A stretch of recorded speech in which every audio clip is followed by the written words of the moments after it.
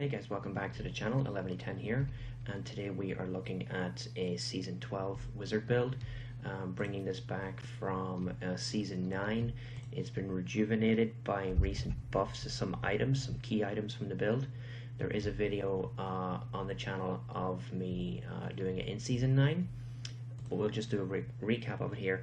And again, as usual, if you've ever watched my Diablo videos, it's not super serious mode, it's not top 10 leaderboards, it's not meta builds, it's something fun to get you through, and this one will clear you GR70, which we'll show you in a little bit.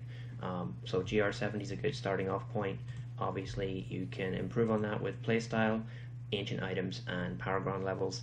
I did that with Paragon 691, so yeah, let's have a look at the build. So it is, as you can see here, focused on Disintegrate and Ray of Frost, which are two channel skills. These are interchangeable a little bit, but the way I play it makes it very easy to use them both. Meteor, Black Hole, Energy Armor, Magic Weapon, and these are my passives here. I'll explain why. So Elemental Exposure is pretty obvious. You can see with the different types of spells I'm using here, I'm using different elements. So I've got one Arcane, one Lightning, one Cold, and one Fire. And Elemental Exposure will stack up on that. Audacity for additional damage to close range enemies. Unwavering Will for when you're standing still channeling, will give you the boosts there as you can see. And Power Hungry for 30% additional damage to enemies further than 30 yards, because with your Disintegrate you'll be hitting enemies on the edge of the screen a lot. Deflection I have on Magic Weapon just for survivability, and Energy Armor Prismatic again for survivability. These are interchangeable depending on how hard you're getting hit. How do we do damage? We have Tal Rasha set 6 piece, as you could imagine, having seen the Elemental Exposure there. Basically the 6 piece bonus is increasing your damage by 750% for 8 seconds, and Arcane, Cold, Fire, and Lightning each add 1 stack at 4 stacks.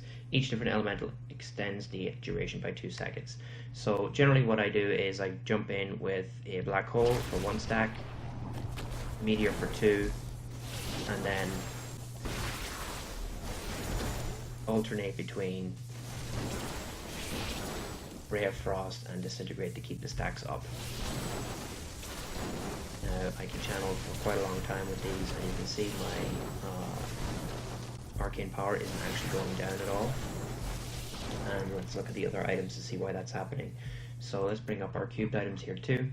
So Etch Sigil, while channeling Arcane Torrent, Disintegrate, or Ray of Frost, your damage of your arcane power spenders is increased by 150%, and you also cast one of your other damaging arcane power spenders every second. So as you can see, casting Meteor there, Black Hole, Meteor again. So you can have up to 2 Black Holes active at once, which is very helpful for higher end Greater Rifts, because you can use the Event Horizon rune that I'm using to gobble up all those lightning rods, arcane spinners, and other nasty stuff. The next piece I'm using is Hergbrash's Binding. This is debatable. It reduces the cost of your Arcane Torrent, Disintegrate, and Ray of Frost by 65%, allows you to spam consistently. Again, this may not be required. If you're killing quickly enough, you won't have to spend that much time spamming the spells, but I found it to be quite useful. And Convention of Elements, which is self-explanatory. So the rest of the gear, Mantle of Channeling. I haven't gotten an ancient version, and it's a pretty poor roll, but it's essential, I think, for this type of build. It's good for the theme. 25% increased damage, and you take 25% reduced damage. That's important for tanking the higher level rifts. You still die in one shot a lot of the time, but 25% helps. Tal Rasha's, obviously, I'm looking at the red soul shard here. This is just pure personal preference.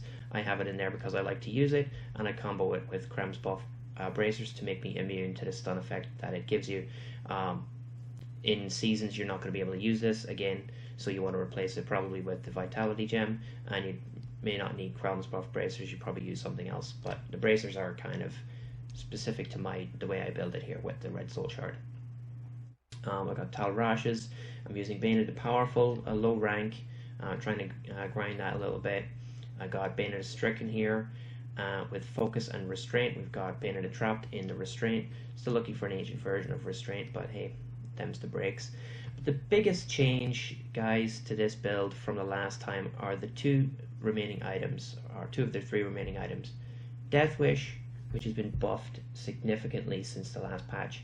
It came in with an increase in its channeling damage from 35% up to 350. So in the previous patch, while channeling Arcane Torrent, Disintegrate, Ray of Frost, all damage is increased by 35%. Now it's up to 325.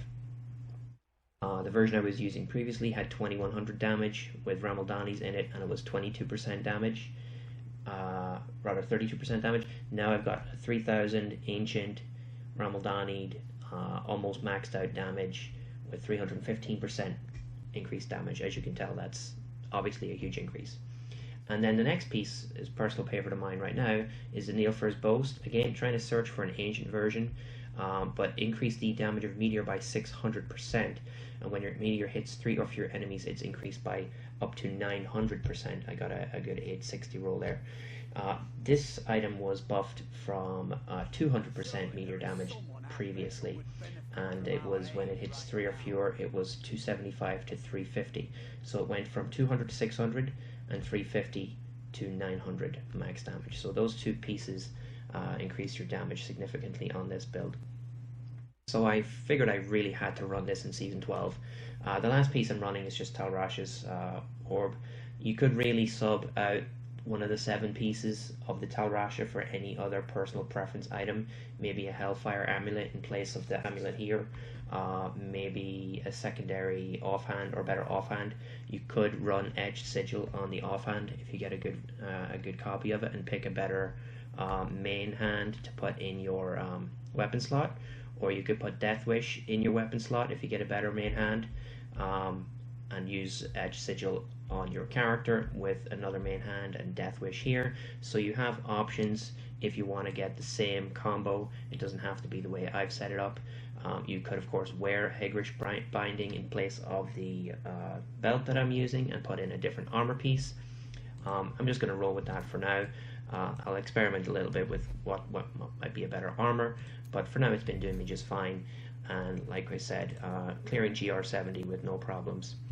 So that's the build, guys. I'm going to show you some gameplay of me going through that GR. So hopefully that'll make it a little bit easier for you to understand.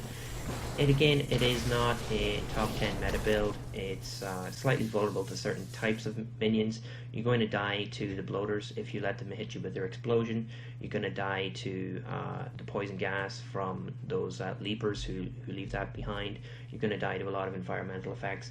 But with higher greater rifts, that's expected anyway, I think. So your double black hole will help you with that a lot. You've obviously got your Templar. I've got my follower cannot die and standard survivability skills on him. Looks like I have an oversight here and don't have him loaded up with a second ring, so let's go and fix that. But that's the build, guys. Hopefully you enjoy it, and I'll see you in Season 12. Keep an eye on the channel for another wizard build coming up, which I'm resurrecting from Season 10. Thanks for watching, and have a good night.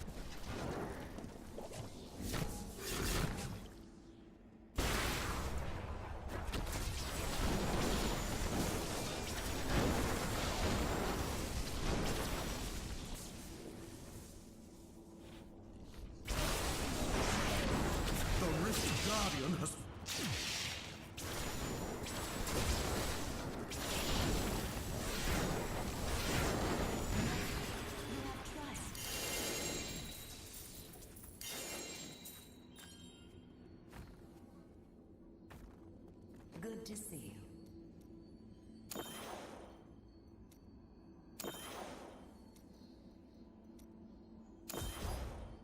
I am returning to town.